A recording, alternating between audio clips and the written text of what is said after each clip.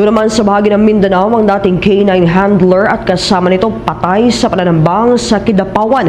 Itong getaway vehicle na recover. May mga report ang Star FM Cotabato.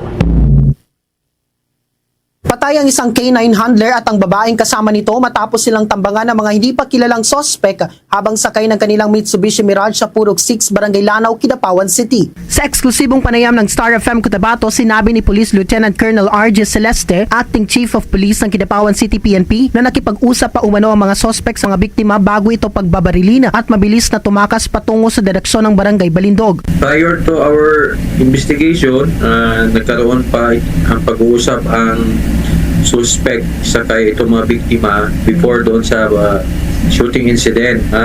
Nag-usap sila and after that, itong suspect ay pinangulanan sila ng bala. Matapos ang insidente, nakarecover ang pulisya ng itim na Nissan Almera na ginamit bilang getaway vehicle sa Barangay Kabasalan, Pikit. Ayon kay Lieutenant Colonel Celeste, posibleng may kinalaman sa illegal na droga ang pamamaril batay sa inisyal na investigasyon at sa nakitang drug paraphernalia sa mga biktima. Lumabas din sa ulat na parehong rented vehicle ang ginamit ng biktima at ng mga sospek isang karaniwang modus operandi ng mga sangkot sa droga upang hindi agad makilala. Dagdag pa ni Celeste, ang babaeng biktima ay dating naaresto sa Matalam noong 2021 kaugnay ng pagbebenta ng droga, habang ang lalaki naman ay dating K9 handler na natanggal sa serbisyo dahil sa pagkakasangkot sa iligal na aktibidad. Patuloy ang masusing investigasyon ng Kidapawan City Police Office upang mahuli ang mga sangkot sa krimen. Ayon sa kapulisan, lubos ang kanilang pasasalamat sa pakikipagtulungan ng mga residente sa pagpapanatili ng katahimikan at kaayusan ng bayan. Tiniyak din nila na mananatiling mabilis at masinop ang kanilang pagtugon sa anumang pangangailangan ng komunidad para sa pagpapanatili ng peace and order sa lugar. Ang inyong kapulisan po ay